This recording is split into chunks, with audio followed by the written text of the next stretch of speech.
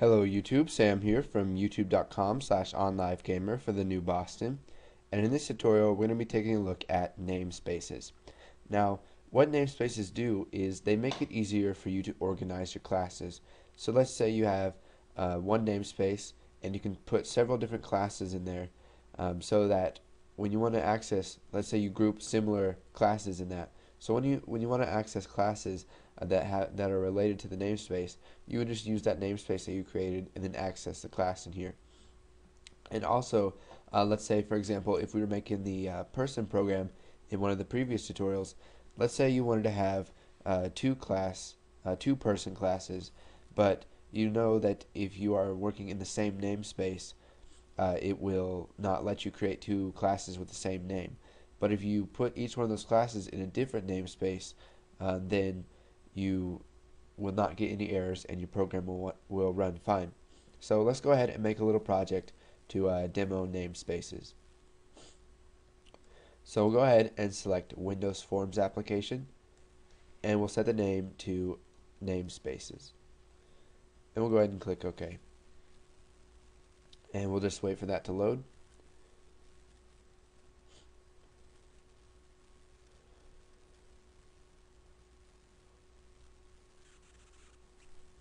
Okay, so we'll come over here to our Solution Explorer.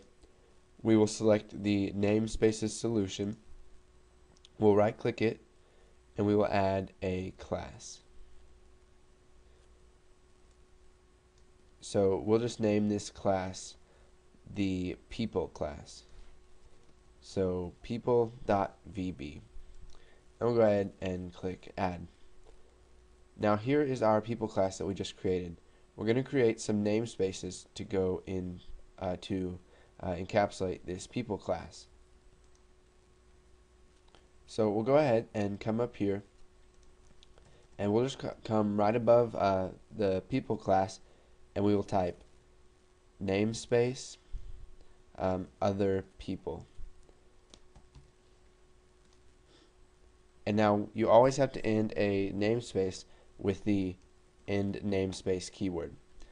Okay, so now that we've created our namespace other people, let's go ahead and add some stuff to our people class. So we will do the first name and the last name. So public property first name as a string,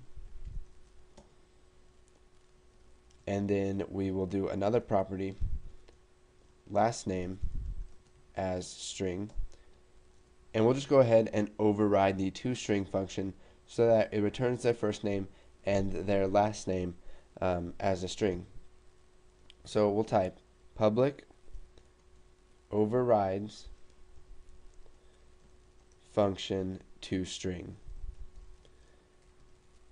Okay, so you can see that it automatically fills in the rest of this function for us. So what we want to return is we'll return first name, and then we will add a space, and then we will add the last name. Okay, so you can see that we made a namespace other people and a class people inside of that. So now I'll just come down here and create a second namespace. So namespace friends.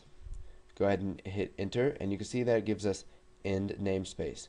Now if we create public class people and hit enter, you can see that we don't get any errors for using duplicate people classes because these are inside of different namespaces.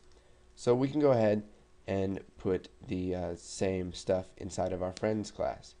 So public property first name as string, and we can put their last name in there too. So public property last name as string, and let's go ahead and put let's say how many years we've been friends with them. So public property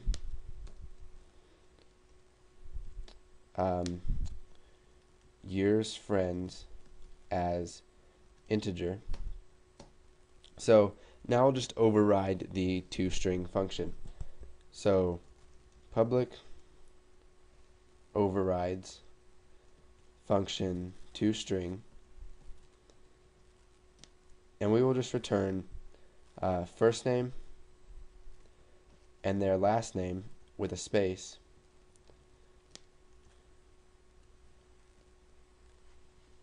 Okay, so you can see that we have used two seemingly identical people classes, but they both are a little bit different and they refer to different things. And they are inside of separate namespaces. So we've got other people and friends. So go ahead, you can practice a little bit with namespaces, and later on we're going to be going into accessing namespaces and classes within inside of a namespace. So once you understand what namespaces are, go ahead and move on to the next tutorial.